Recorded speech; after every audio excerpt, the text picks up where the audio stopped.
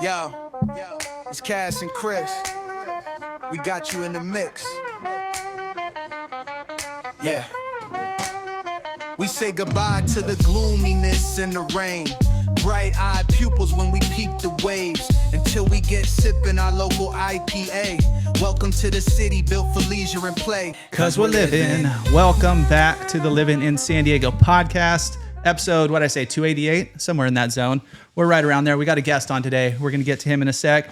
We have the CEO of Great Tequila Company. We just had a little bit of the tequila for the first time. Fantastic. But we'll get into that in one sec. If you guys haven't been here before, I'm Chris Erickson. We got Cassie Lewis, and this is the Livin in San Diego podcast brought to you by our Livin in San Diego real estate crew. And we're going to go through the story of the tequila, local tequila he made, but kind of getting into San Diego, right? How he got down here, all that kind of stuff. So today we have Preston Caffrey, who is the co-founder and CEO of Bebemos Tequila, San Diego-born premium joven tequila created with longtime friends John Maddox, who we know, we'll get into that in a sec, and Patrick Tracy in partnership with the Gonzalez family in Jalisco, in Mexico. So and before tequila, Preston spent more than 2 decades in the mortgage business.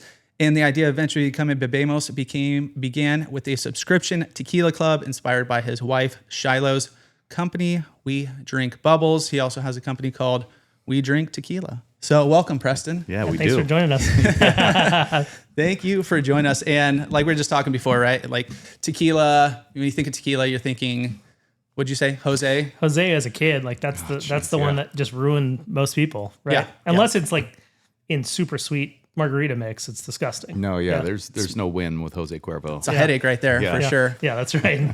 That's all we had around, like growing up, tequila wasn't a thing. Craft beer wasn't a thing. These nicer liquors, nicer beers, all that kind of stuff. It was just like, you got Coors Light, you got Bud Light. Actually, before that, Coors Light was like, that was like an invention too. Like we need a diet Coors. So Coors Light came around. Coors OG, the banquet beer. Like that was one of the originals. Yeah. But anyways, so you're in San Diego now. I want to go back before we get into tequila, before we get into Bebemos. I want to hear story. First question. I'm going to say I always ask, but I'm starting that now. The first question I always ask is how long you been in San Diego? So I moved here in '99. I came from Santa Cruz, born and raised, to play ball at San Diego State. Tony Gwynn had just become the coach there, so that was a lifelong dream to play for him. So, early 2000s there? Yeah. It was. I think he became the coach in '99, and so 2000 was his first year. Okay. And I never played for him because as soon as I got to San Diego State, I was like, wow, there was way too much to do here than baseball. And I mean, I love their family, and Tony Gwynn Jr. is he's a part of the city too, and we've done some really cool collaborations with him. Love the family, but I just super bummed I never played ball for his dad. That being said, I got married instead, and it was well worth it. That's another good plan right there. Yeah, exactly. So it came down as just too much fun in San Diego. Gosh, way too much. San Diego State, yeah? San Diego State, yeah. Nice. What year did you graduate? 2003. Okay, I was 2005. So I came in right after. I came in at 2003 because I did a few years at Palomar College. But nice. Yeah, great. It was fun times down there. Let's say that. It was a really good time during those years. Okay, so you went to San Diego State. Where were you living when you were down there? So first year was on campus, second year La Mesa, and then I got wise and moved out to Ocean Beach. Okay. And OB is basically Santa Cruz. I mean, it was like I was back home. Yeah. The homeless and hippies everywhere, and it was like, this feels right. You're like, I like this. Yeah. Right at home, man. You did, yeah. I mean, most people do the move to State and then go to PB. So you did just few towns down to OB. Yeah. Kind of similar vibe, but yeah, a little bit different. I mean, there. I love PB. It just, for whatever reason, and I surfed a lot. I wanted to be as close as I could be to Point Loma and my whole crew that was going there. Yeah. So that was the move. But I mean, PB, I'm sure would have been lights out. Yeah, that was a fun decade of my life as well. That was a good time. Surfing, would you start surfing up in Santa Cruz then? I did, yeah. Okay. Steamer Lane, or what's is that Steamer, the main spot up there? So Steamer or the Hook was where I was. So it's just up by the point, but best surf spot in the world, I think. Little colder than down here. Yeah. So what's wild is when I moved to San Diego, I took a surfing class because they offered it, and I'm like, who wouldn't take a surf class? Yeah, right. And so we get there to the beach, and they're handing out wetsuits, and I'm like, I don't need it. It's in the good. middle of winter. Yeah. I get in the water and everyone's freaking out. They're like, how are you not cold? I'm like, this is heaven compared to Santa Cruz. I quickly adapted to this warm weather. Your body gets and used now, to it, now it's like it's 70 degrees and I'm like, it's a little cold. Still throwing on a 3-2. Yeah. Totally changed. Yeah, I get it. I moved up to Tahoe for like 1 year and got used to kind of the cold, and then come back here. And once it gets to 68 degrees, it's like putting on the Patagonia. Like, it's cold out here, man. It changes your blood or something. So true. Very nice. Okay, so San Diego State alum, and then that leads you into the next 20 years where you're in the mortgage business. Yes. Still are, yes? Well, no. So Okay. to start Bebemos, I stepped away completely. Oh, okay. Yeah. So We Drink Tequila was sort of a passion project, and so kept running my business. But as soon as we raised capital to actually build this brand, there was no way I couldn't give it 100%. I was going to ask, okay, how are you running? Because we were in a real estate business, right? And we're like having like another business on top of that, running CEO, doing everything you got to do. You're like, how'd you do that? But you didn't. So there was you're no good. way. Yeah, I probably work 80 to 85 hours a week right now. Yeah. And mortgage would have taken up another 40. So that's just not Not enough time there. no. No, not Okay, enough hours so- a week. So you had your fun in the mortgage business, ups and downs through the gosh, good yeah. times and the bad. What year did you actually get out of that? But 2 years ago. Oh, right Yeah. on. Okay. So then you came up to your passion project, which was, how'd you get behind that? Because you were with We Drink Tequila is your Yes. business, but that came from the idea from another business. Yeah. So we robbed my wife's business, Yeah. which, you're allowed to That's do. the word. Yeah, you're allowed. That's the one person. R&D, right? Yeah. And so she's a huge supporter too. But during COVID, her business, which is a subscription champagne club, she curates incredible bottles and then ships them to your house. And so when COVID hit, everybody was obviously drinking at home a lot. So her business exploded, and we were wondering, like, if what she's doing exists in the world of tequila. Like, are there small farmer growers in tequila making some of the best tequila in the world, but no one's ever heard of it because they make, maybe 1,000 bottles a year. Yeah. So that's how we created that club. So we just said, we're going to copy her business plan. We're going to call it We Drink Tequila. We didn't even think of a new name. It was like, This is perfect. yeah. This works. zero cleverness name, by behind the way, it. Yeah. but- So we started We Drink Tequila, and that was how we met the Gonzalez family and partnered with them. We were selling. They made really small batch tequilas. We were selling them through the club, and it was everyone's favorite all the time. And they're first and foremost farmers. Yeah. So 99% of the agaves they grow, they sell off every year. But the tequila they make and then sell through us, they were making 100 times what they were making by selling the agaves. And so it was sort of that opportunity where they said, like, we would love to sell less agave and make more tequilas. Would you guys want to partner on something? So when the Gonzalez family says, like, do you want to partner? The answer is yes. So we took about 2 years to build this brand specifically before we launched, which we did a soft launch last year on Cinco de Mayo. And then the tequila actually arrived on June 2nd. So we're like a year and a month in, which is wild. You guys are just babies. I mean, and it is a baby because Yeah. it wakes me up in the middle of the night. I need to nurse it constantly. Yeah. Okay, so let's go back a little bit then. So you met up with them. You were building those relationships for a few years with the We Drink Tequila. And so to figure those out, right? Like, well, let's go back to your wife's company, We Drink Bubbles. How she's going out there figuring out, okay, here's these small guys, like you're not going to find that in Bevmo. You're not going to find that anywhere around here. Like, this is the opportunity where people who actually do enjoy this can go out there and, is it monthly or is it quarterly? Hers is monthly. Okay. You can make it quarterly Whatever or you bi-monthly want. or whatever Yeah. you want, but it should be monthly. It's 3 bottles. Like, Yeah. if you can't do that in a month, Yeah. what's going on? Come on, people. Yeah. And we did ours originally. We were doing 3 bottles with We Drink Tequila, and then realized, like, that's a bit aggressive. So we toned it down to 1. It's a little different. than champagne for sure. Maybe not the way I drink it, but whatever. So we basically, and like her brand, what she does is she goes out, builds these relationships, but it's through obviously them fitting the mold of what she's looking for, which is that they're farmers, they're growers, they're not spraying their plants with pesticides and all this. And so it's clean farmed, really good for you booze, right? Like, Alcohol is not like good for you, Right. But as good as if you're going to drink it. but if you're going to drink it, get what's best. Yeah. Yeah. Right. And so that was what she was out there doing. And that's what we set off to do in Mexico. Okay.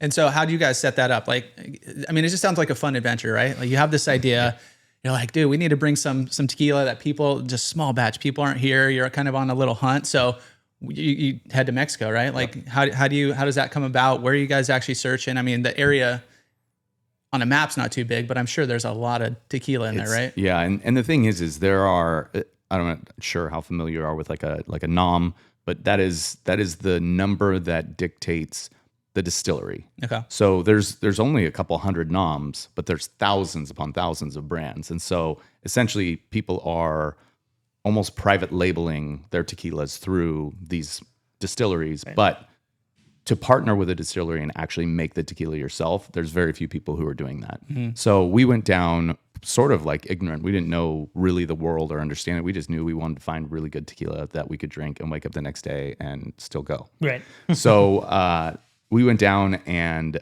off of one friend that said, you need to talk to this family. We went down, we talked to them, told them what we were looking to do.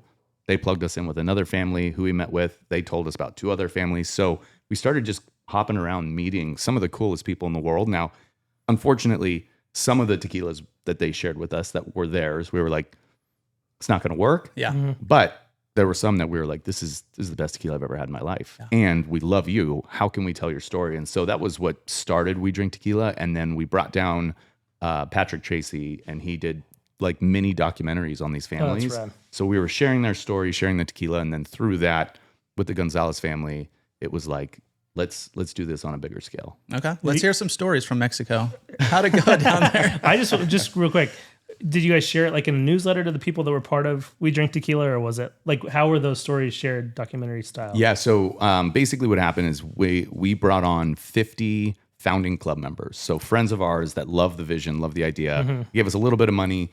We gave them a bunch of tequila in return and said, look, we're going to start this project, and you guys are going to be sort of our guinea pigs. Yeah. And then through that, they were sharing with their friends, and we started marketing and doing like social media and all that stuff. Right. So the membership club grew.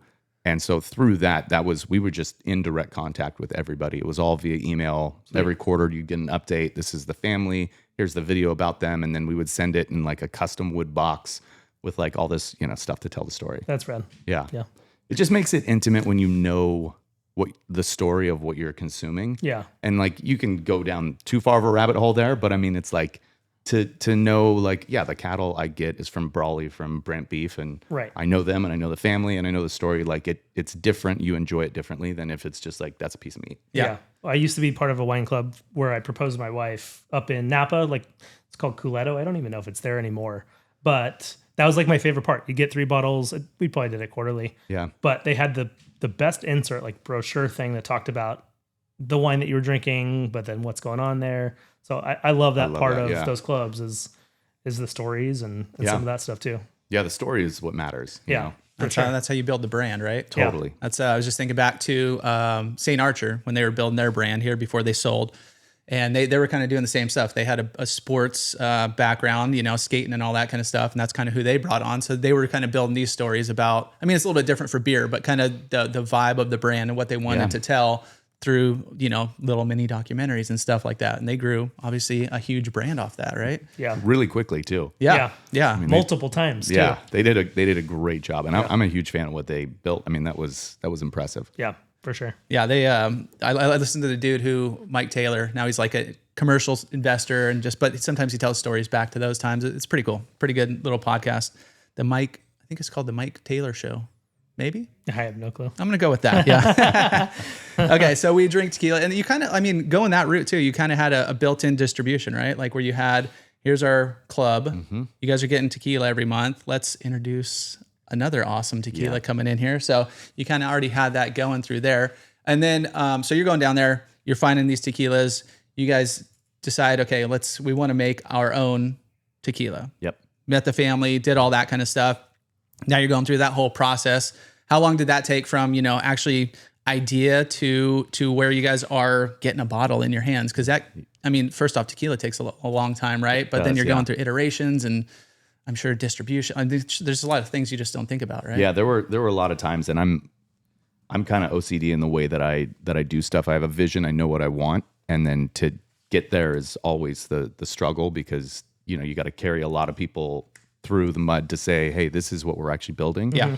The bottle, for example, took about 8 or 9 months to make, which it shouldn't, but. Sometimes it does. But when you have to work with me, it's like, and I feel so bad. So Chad Michael Studios partnered with us to make this like vision for what we wanted to create. But it was like, there were tons of times where he's like, I'm going to fire you if you have one more. And I'm like, I have 2 more changes. But we built this. Thank you. Yeah. And it's won a bunch of competitions. We just got the Platinum Award from SIP. Yep, So there's a lot of really cool stuff that comes out of that grind. And then the same with the juice. I mean, the family was like, let's partner. This is going to be great. And then I'm like, this is what I want to make, and this is how we're going to make it. And so spend a lot of time with the master distiller going through, thousands of iterations. And he also was like, this is the best tequila ever. And I'm like, no, it's got to be like this. And he's like, why? Why? But again, does he agree at the end of the day? Oh yeah.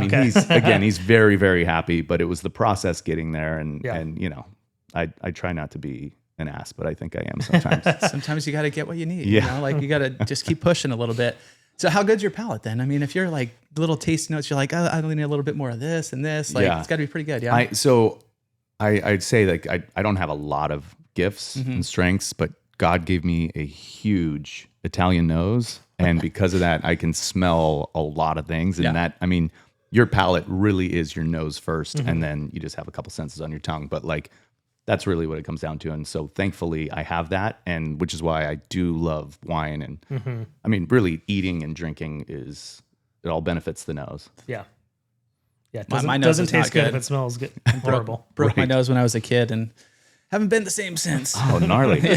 So, not a good sniffer here. But if you guys want to see, I did check out Chad Michael Studio, and he has one post on there, like kind of the process going through and showing all the iterations. Yeah, I want kind of this style, this, and like, the checkered and this, and kind of went through the 4 or 5 different bottles with the cup on top. Yeah. And if you guys haven't seen this bottle too, it's pretty rad. Like, so bottle's beautiful. It's kind of checkered. It's like that old school style, but on top, there's a little cup that you could actually take off, take a little shot out of that too, share it with friends. Yeah, I'll show you. Show it to the camera real quick. Yeah, so it's pretty sweet. This 1 ounce shot glass. Then this unscrews, so you got a cup, which is great. Sweet. We drank out of those earlier. Yeah, let me just see if it works, because might as well check. Am I allowed to do that on the show? Yeah. Oh yeah, for sure. Okay, why not? Yeah, it works. It works. Sweet. You want to try it? Sure. All right, why not? I'll give it a little sip. All right, let's see here. And Chris is colorblind, but that's amber colored. I don't know if can you tell that it's amber? I can tell it's pretty. Yeah, I don't know. Right. That was the color we went for. Yeah. If I had to guess color, I don't know. It could have you need like a solid color. This could be a few different colors for you. Yeah, I could go with green, even though it's not. I could go with like Chris still thinks yellowish. He still thinks I have a green truck to this day, so it's gray. Yeah, it's definitely gray. I live in a different world, man. God did not. Have you seen those glasses that you can put on? Yeah. Oh. I tried. So my wife got them for me one time, and because I watch the videos and there's people throwing them on who haven't seen colors, and they have different, whatever. There's different levels of color blindness, and I threw them on, and I saw these videos, and they put them on. They're just like, oh my God, and they're like crying, and I did put them on, and it was beautiful. I was like, wow, like looking at these pink flowers and just everything just popped, right? It's like my world's a little dull.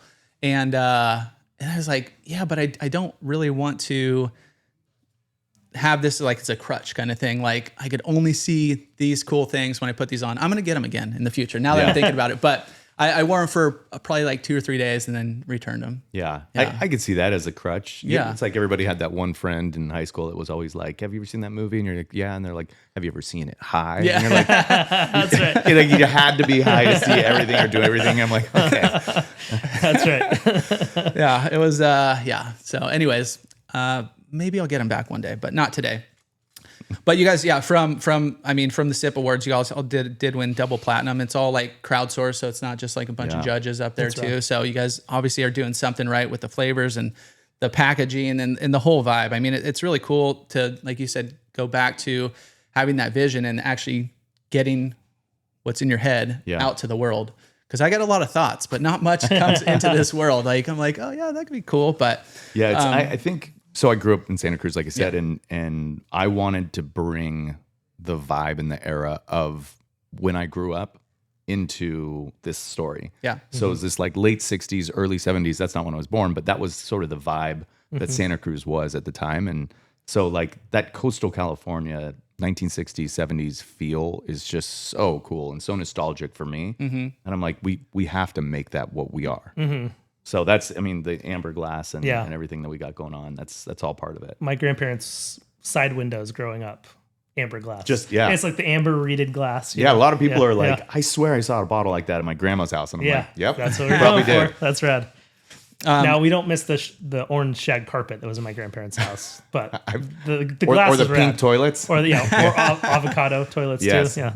that was like, that's what I was saying. So like drinking this and kind of the vibe of it is like that house that we were going to go see, the mid-century modern that was kind of funky. It's got the different color cabinets. It's got, you know, a little bit of indoor wood paneling, indoor, outdoor, you know, the windows above the doors and stuff, like cool shapes. You see you going out back and, you know, 1970s pool, not a new fancy pool, but just kind of like the old pools, you know, like having a little glass of this next to it. Yeah. Be perfect. On a nice summer day here in San Diego.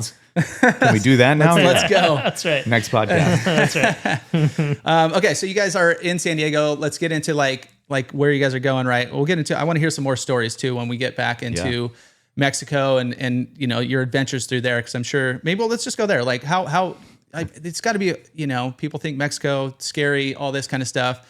You guys are down there a lot doing work in quotations, right? Having fun, building a business. Like what, you know, when you guys first went down there, how long are you staying down there? You know, how many tequilas are you hitting? Are you guys doing the tequila road or what's it called there? The tequila train. Yeah.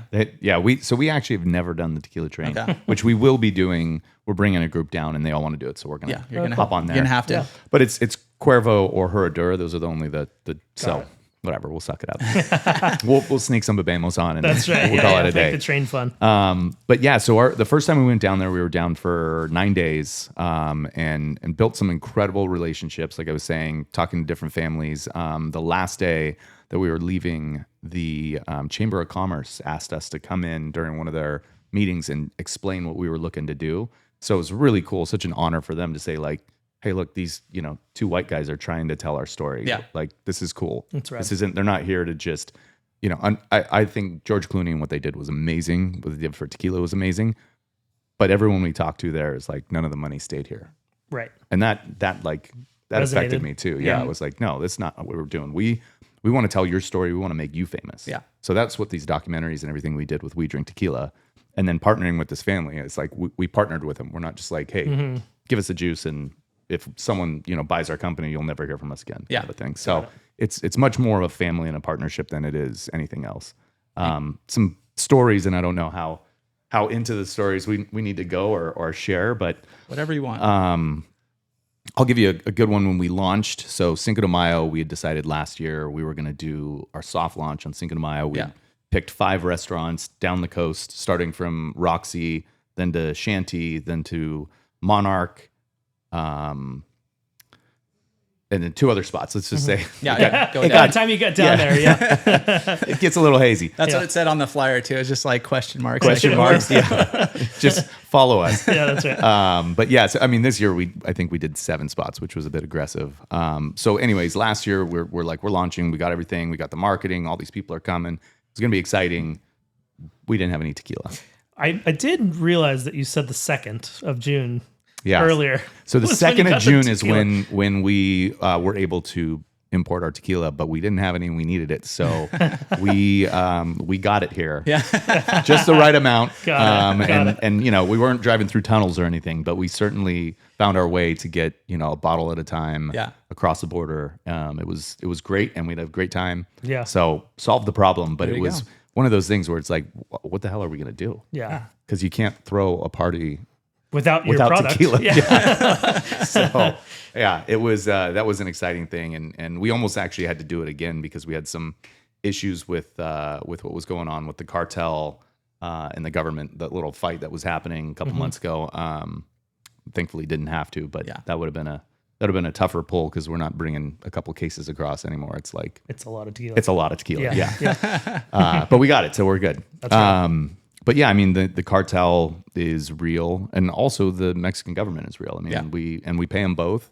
We pay taxes and tariffs, and we also pay convenience and crossing fees, and it's all part of it. So part of the game. I think people get afraid because they read stories, and I think there's a lot of fear-based stuff with that. But Mexico is incredibly safe.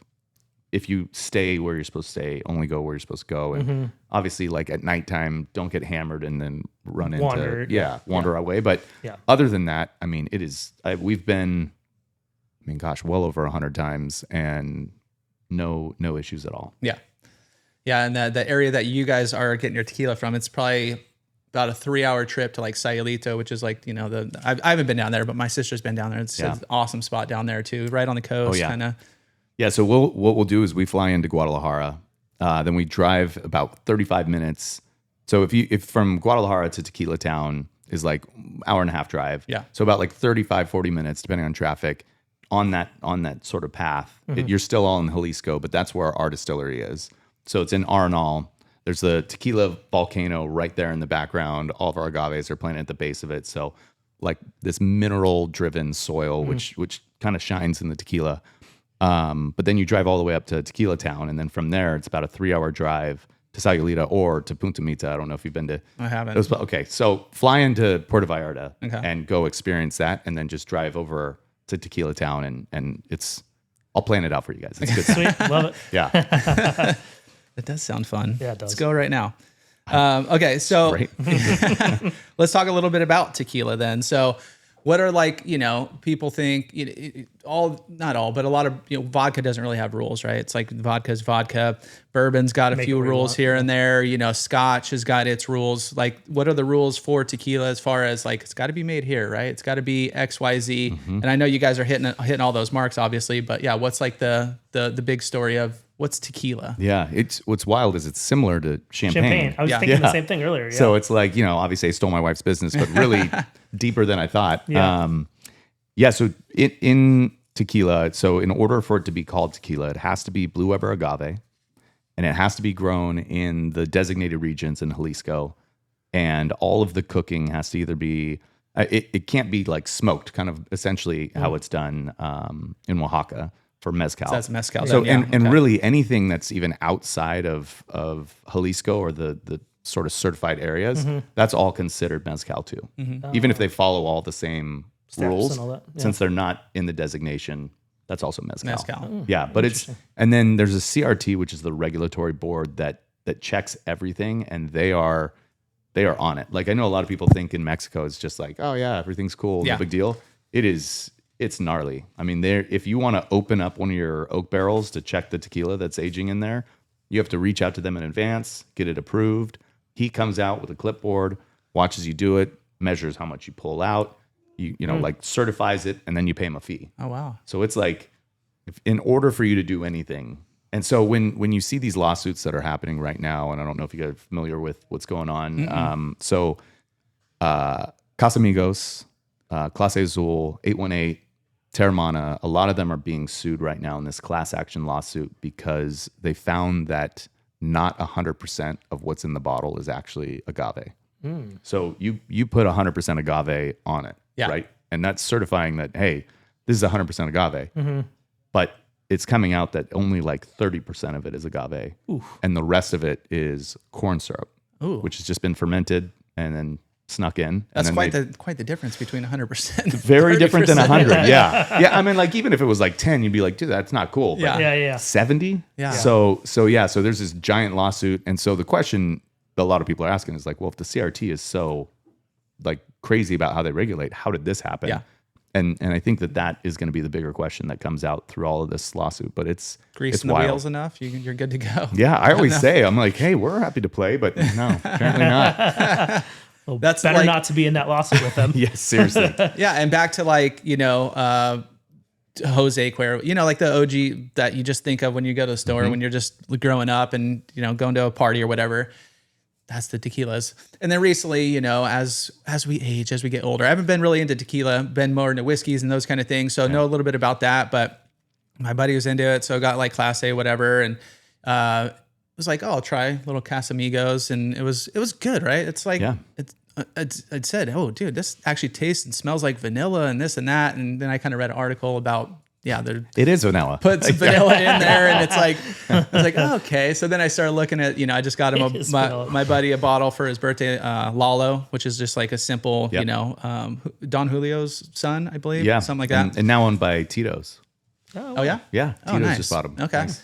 Yeah, so and that's like a clean, just it says it on there, 3 ingredients, right? Agave, yeast, and water. That's it. That's all you need. So so that's what you guys have, right? You guys just clean, easy, nice. Obviously, once again, tequila, you're like, dude, this tequila, let's just go take a shot. But this stuff is more, as you get into better tequilas, better flavors, you get to have a sip. You don't have to, like the one we took, you know, it was a few sips. I mean, you could shoot it too, but you can do whatever you want, right? It's if you want to party, we could shoot it, but you could also, you know, throw, I don't know, can you do a cube ice? I guess you can do that too. Yeah. Okay. Yeah. What's wild is like, I got into bourbon first before I moved into tequila because of the same thing. Like it was Jose Cuervo Gold, which at least they admit isn't 100% agave. Yeah. Mm-hmm.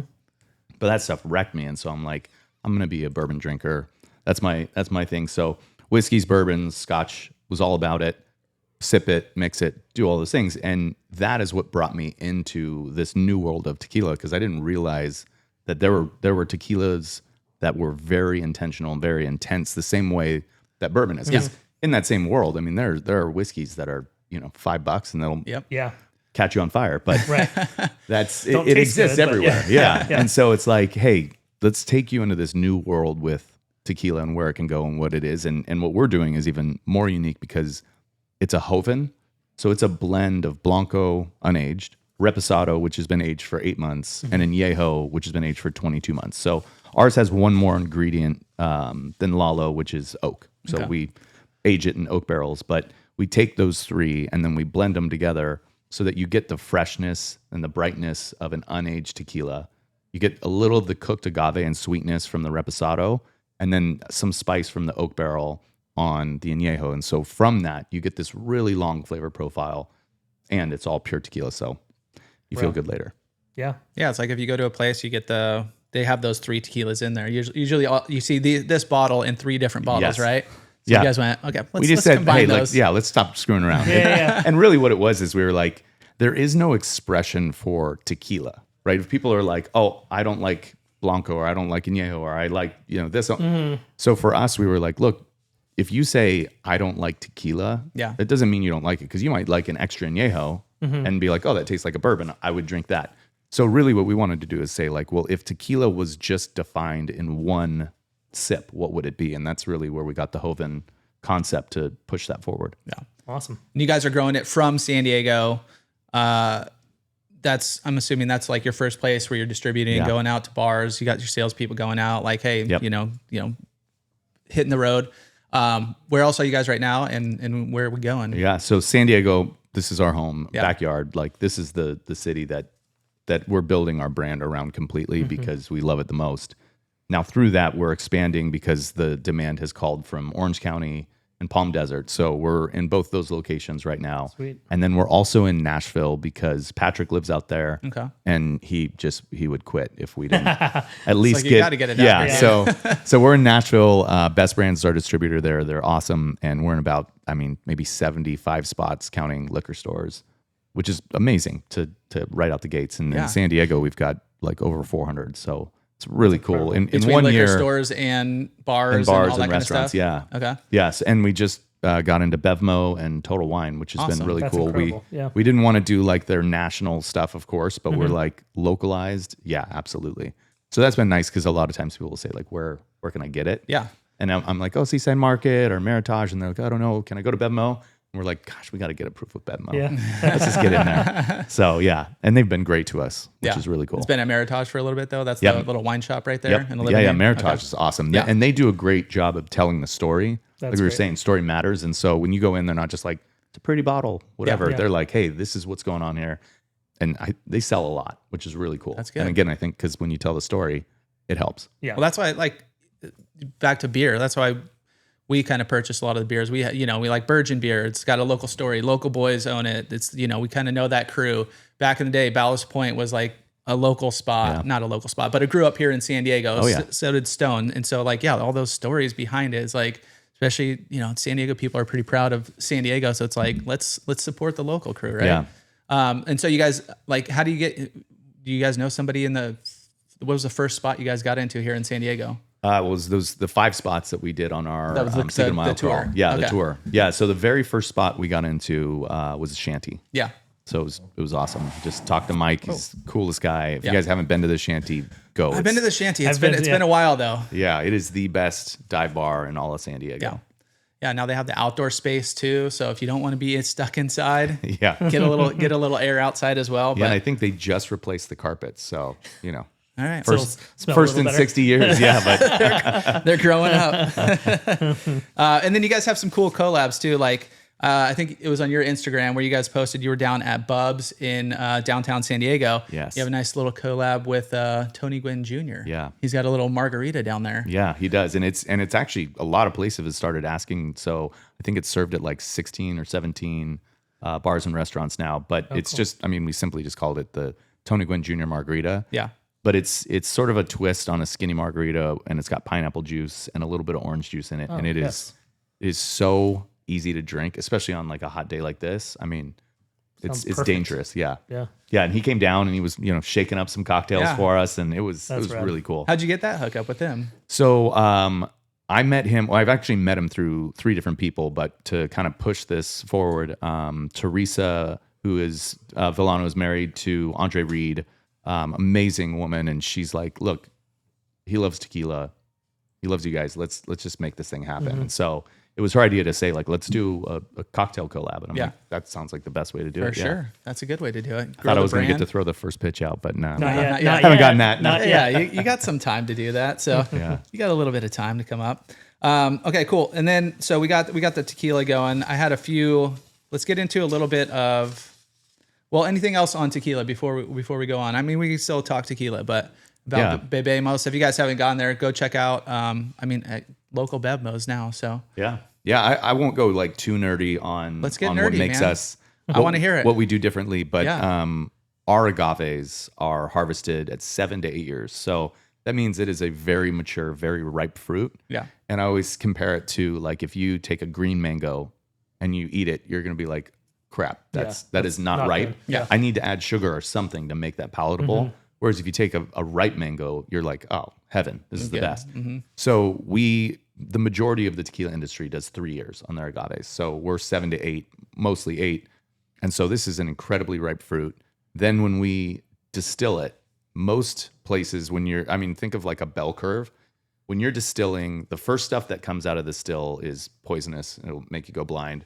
then pretty soon it starts to sweeten up. And then like this tier right here, they call it the hearts. That is the best part of that juice that's coming out. Yeah. And then the tails, which is the end, is also pretty terrible. Well, the more that you let into when you're distilling, the more like juice you collect, the more money you're going to make because you have more product. But the absolute best is the center cut of that heart. So what we do is we'll bleed off the first, almost half. And then that we sell off to someone else who wants to make tequila from it. And same with the back half. And we just take that little thin middle. And that is what our tequila is, which is why it's so pure, so easy to drink. But then we do it one step further. When we distill it a second time, we do it the exact same thing. So we take that heart and then we take the heart from that The heart of the heart. second heart of the heart. Yeah. And so that gives us just such clean tequila. Then we filter that blanco, so it's unaged, but we still run it through a filter, even though it's clear. Yeah. We're just removing any sort of microparticles that might have been left behind. So we do a lot of extra steps that people don't do, which is definitely overkill. I can't tell you how many families in Mexico are like, dude, you guys are just way overkill. It's way too much money that you're spending to do something that no one will notice. But I'm like, this knows. Yeah. It knows. It knows. Yeah. It knows. Yeah. And if you're building the brand and that's the story and you guys are premium, right? That's kind of what you're going for. So Well, if you came over to my house and we were gonna, barbecue some steaks, like I'm not just gonna go get choice or select. Like we're gonna eat some prime steaks because I want to do something great. So I think it's the same thing. It's like if you're going to do something, do it well. Yeah. Let's talk steak then. Let's talk a little bit of food. Yeah. Like you're a food guy, right? I was just listening to you on the what was it? The happy hour. Yeah. Yeah. And you guys were kind of talking. You're at Ranch 45 there off Via de la Valle. Is that where it is? And you guys were, I don't know, you guys were taking Bebemos out of like bone marrow, and I don't. Were you guys making drinks with that, or what? Yeah. So it sounded rad. We did it at the Del Mar Wine and Food Festival last year, and it was a massive hit. But it's just a bone marrow luge. So essentially, you roast the bone marrow, you scrape out most of it, put it on like a toast point, and then you pour Bebemos down. You just essentially a 1 ounce shot down the luge, and it is heaven. Yeah. I mean, it is. I don't know if you like bone marrow, but if you do, this takes it to the next level. And then obviously you got the toast point to finish it off. But that little playfulness experience with what we're doing. And I'm like, tequila isn't limited to just shots. It's not limited to just a margarita. Like there's so many things you can do with it. And we started doing tequila pairing dinners, but we're not like mixing all these things to try to make it masked. We're like, no, just drink it by itself. Mm-hmm.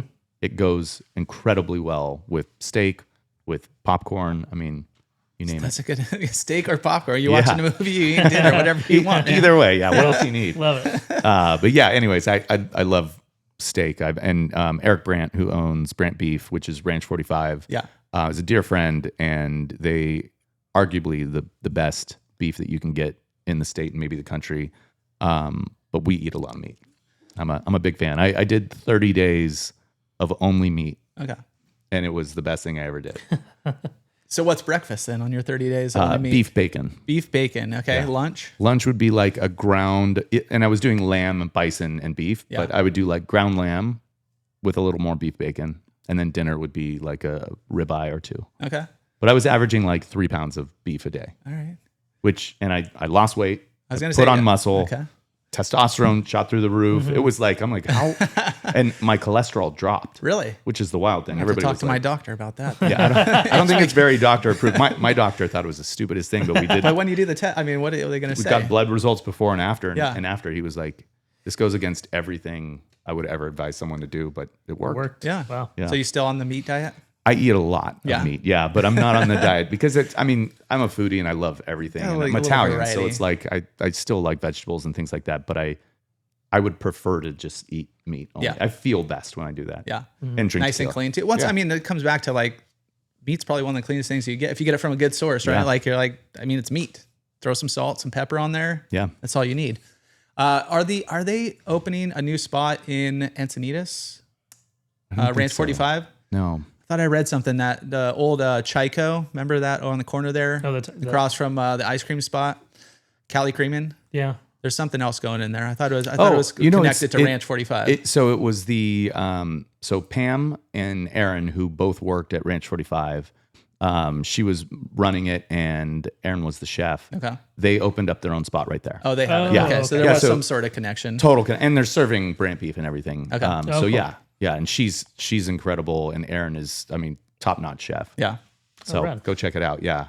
So go ahead. I was just saying, I wonder what happened to the place there before. Was it place before? It was pretty good. Yeah, Chico is like Chinese Korean food, and you go on there. They only had whatever, like their most popular thing. If you wanted to order it at 7:30, they're like, oh well, we're out of whatever. It's already sold out. So they only made so much every night.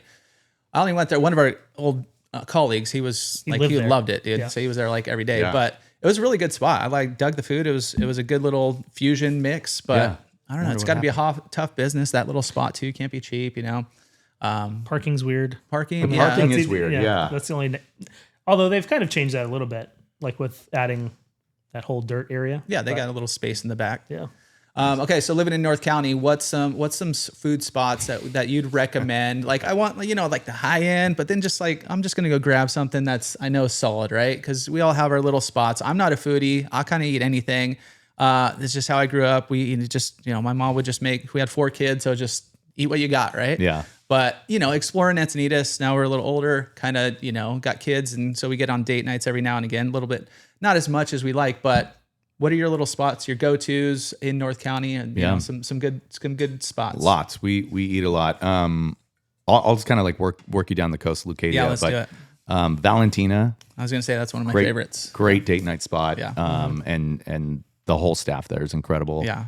And they have Bebemos, so that helps. Yeah. Perfect.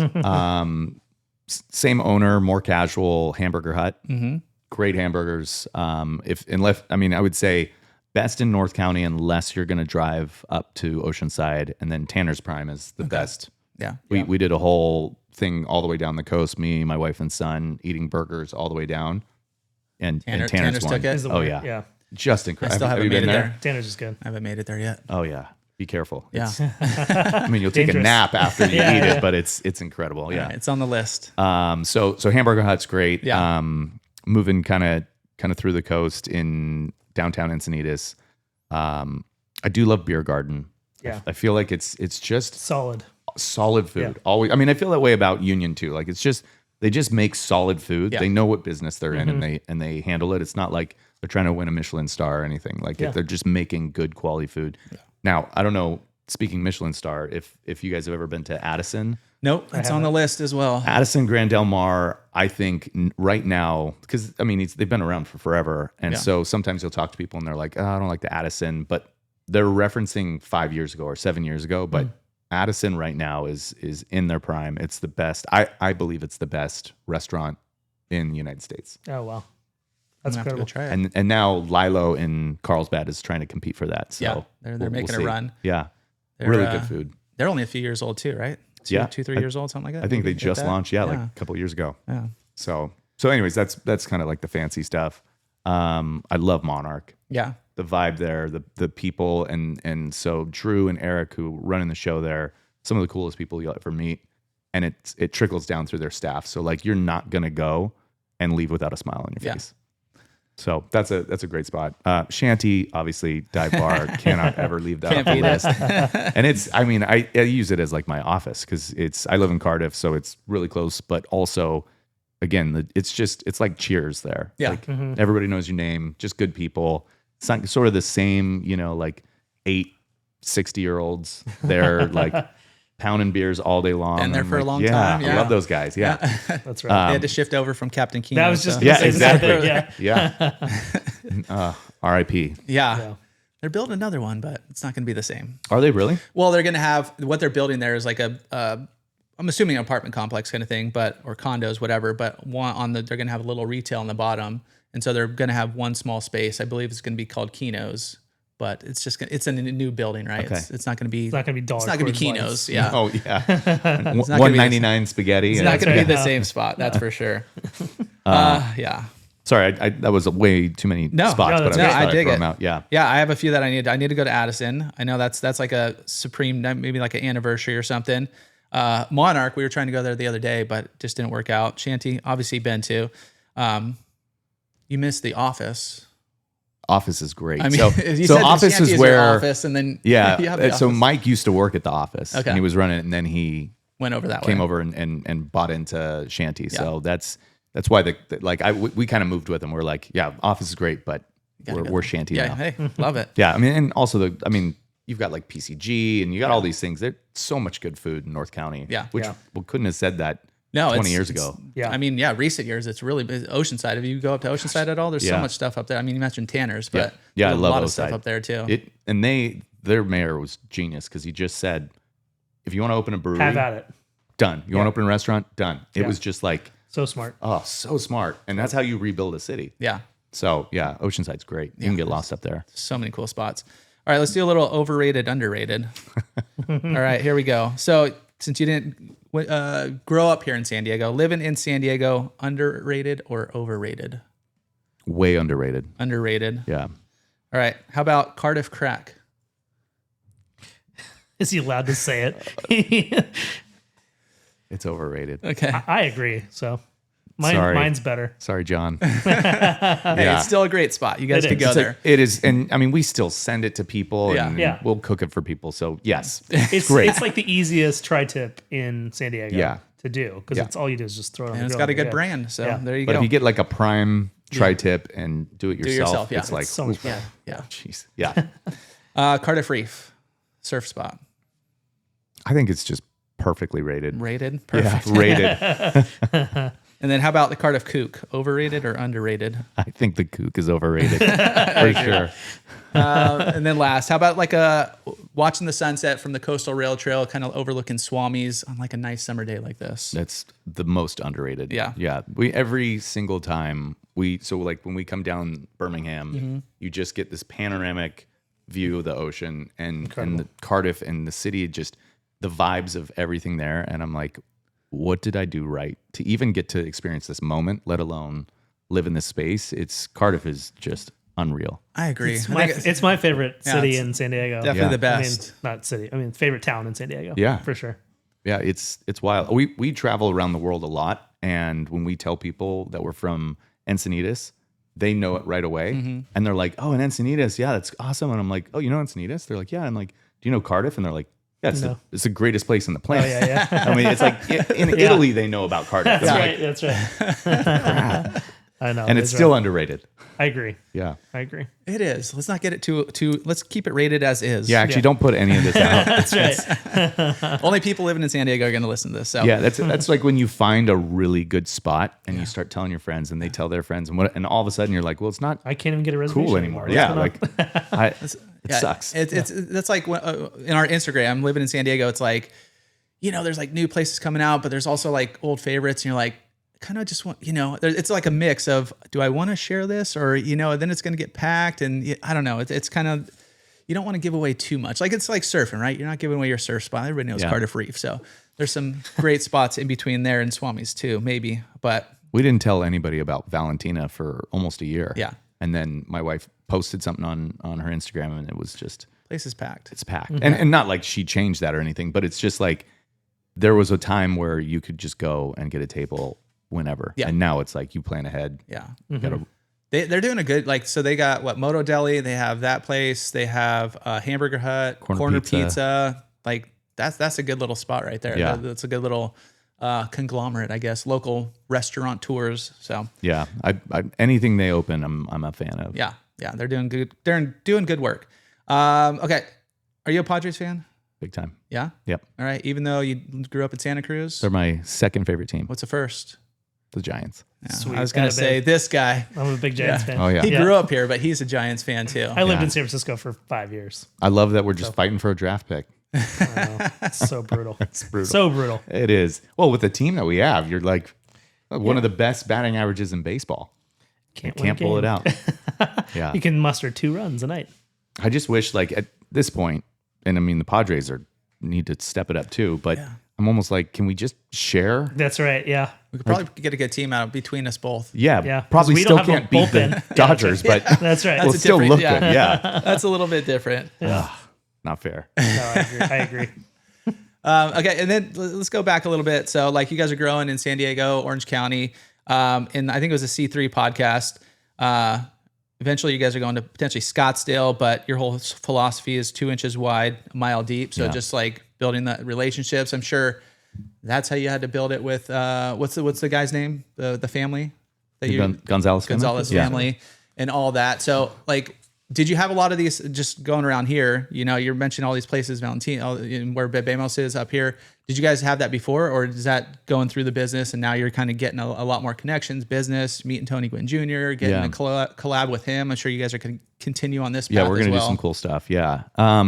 A lot of it has come through just grinding and working and building those relationships. But as far as the restaurants and places that we're in, I would say probably 80 of them came just out of relationships that we've had over the last 15, 20 years of being here. Good. So that was really cool. And the support, that's what I love so much about this city is the support you get when you do something authentic and real is just infinite. But if you're trying to pull a fast one, it's like we see right through it right away. Yeah. People from LA are not going to be able to sneak in here and pretend that they're from San Diego. That's right. We see it. Because I have a Dodger hat on. Idiots. They won't take it off no matter what. It's in Padre colors, but it's a Dodger hat. Oh, all right. Anything else, Cassie? Last questions?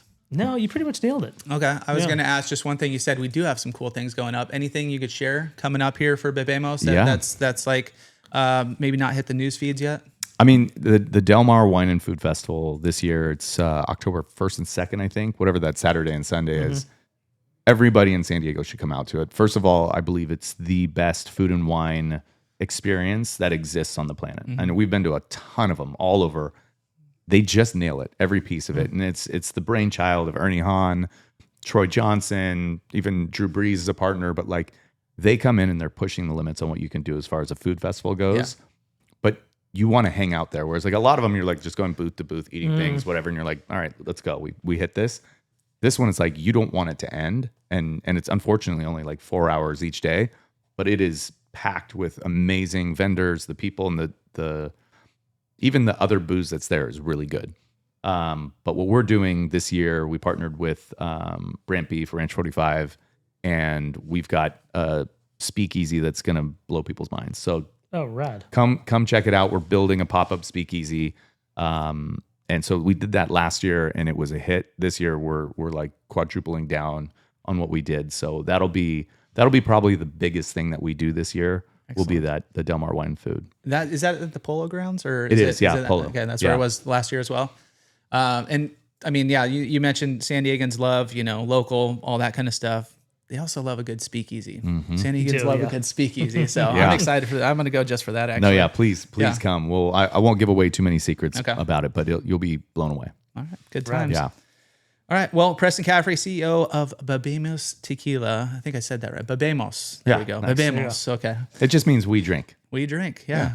We drink. We do. We drink tequila.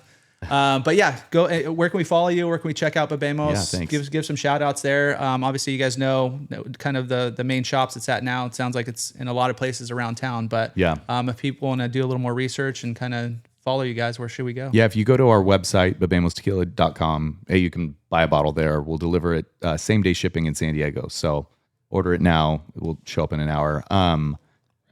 But yeah, so let's do that right now. Do that now, guys. Do that now. But then on our website, we also have a location tracker, so you can see all the spots that we're in. Okay. So from liquor stores to Bebemo, all the way to bars and restaurants. So that'll show all the locations that you can get Bebemos. It's like usually running, I don't know for whatever reason why, 30 days behind. So if like we land a new account today, it won't be added for 30 days. I don't know why, but we'll fix that for you. Sorry. And then you can go to our Instagram, Bebemos Tequila, see all the stuff we're doing. There we announce like the events and everything else. And then you can kind of get FOMO when you look at our stories and see all the cool things we're doing. Yeah, rad. Perfect. Come drink with us. Yes. Come drink some Bebemos, guys. Thanks for coming on, man. Really appreciate it. Thank you so much for having me. And that's great. Go give them a follow and drink some tequila, guys. Catch you on the next one. Adios.